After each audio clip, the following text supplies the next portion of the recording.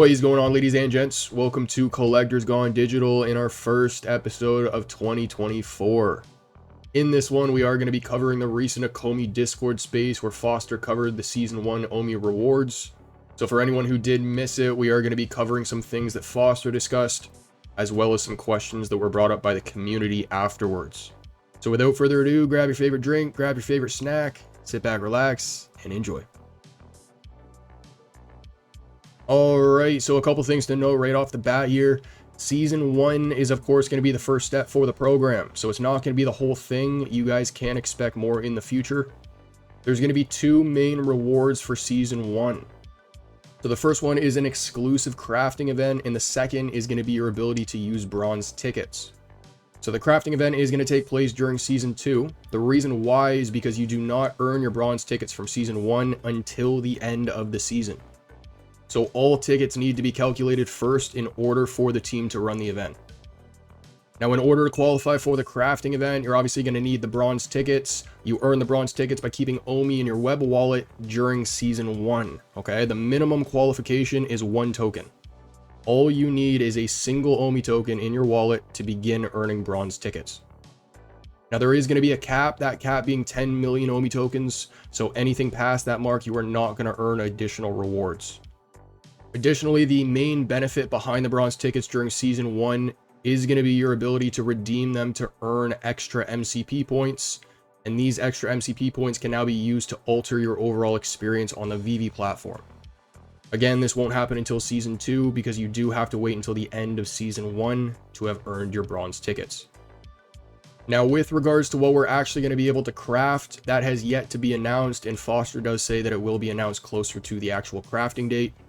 One thing that I do want to make note here is that, I don't know about you guys, but I do have a particular opinion about how VeVe has now announced their drops earlier. I almost feel like it's too much time, and I've made this comment in WebV spaces with how long they've announced crafting events in advance as well. I personally believe some of this stuff is getting announced too soon, and the hype is actually dying down. The Disney animation desk is a perfect example. I just find myself going on the app now and looking at upcoming drops, thinking they've already dropped because I've been looking at the promo for so long, and then I click on it and realize that there's still 3 days before it's available. So whenever they announce what we're going to be able to craft, I just hope they don't do it too soon. There is one other point that I want to make on this slide, and that is with regards to the two main rewards for Season 1. I do think that the way it was explained in the Discord could have been simplified way more. So much so that I actually had to go to the article to get more clarification on what was being discussed. Because, and maybe this is like a little message to Foster, I don't know if you're watching this, man. I got mad respect for you. You're very well spoken. There's no doubt about that. But I really think you need to simplify your vocabulary. There was points in this space where, you know, you're using terms like at this junction and as a byproduct of this and that. And I'm like, you know, you're speaking to a global audience, and I can't help but think for people who don't speak English for a first language, how difficult some of that stuff was to follow. Like I said, Foster is very well spoken, but if I'm being brutally honest, I just found myself really trying to focus on understanding what was being said. Especially when it comes to a topic like OMI and crypto, where the general public isn't going to have any idea what's being discussed anyways. This is the type of stuff that really, really needs to be dumbed down. So simplify, simplify, simplify. From the Medium articles being produced, to the videos being produced, to the people up on stage in Discord representing the videos and the team and stuff like that. From start to finish, A to B, everything needs to be simple to understand. You can't have one component where VeVe being the app is super easy to sign up and get involved, but then you move over to the token and you're like, okay, what's going on? For anyone who thinks I'm being a little picky here, I cannot help but think back to when I would do sales in a city like Toronto, for example, which is one of the most multicultural cities in the world, where if I change little words in my vocabulary, it helped me connect with different types of people tremendously. Again, very well spoken, just dumb it down for people who aren't. So next up, they talk a little bit about fees and locking up the token, aka staking. So when the team refers to staking, what they actually mean is just locking your tokens away for a specified time period, but you're not actually earning a percentage on the tokens you have locked.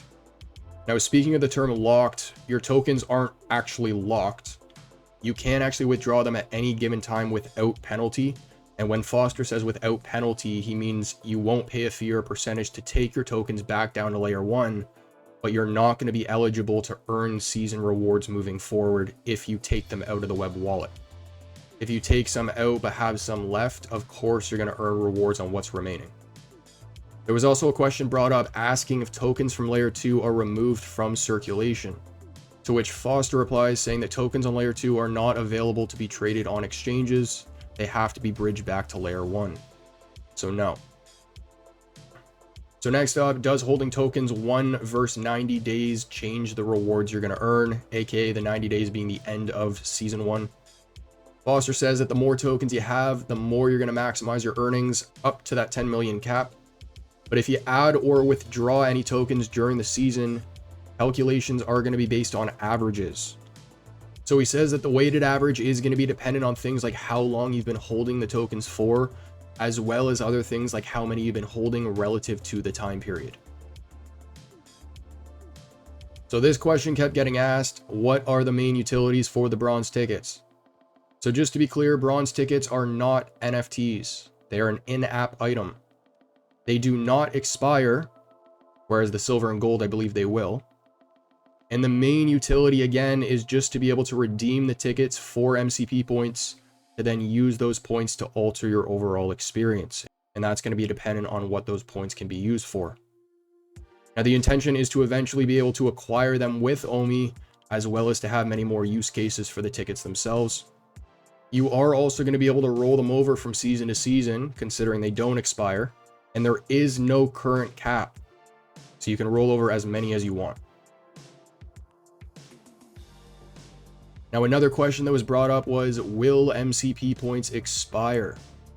So MCP points have to do a little bit more with the VeVe side of things, the side that Foster isn't really involved with from my understanding.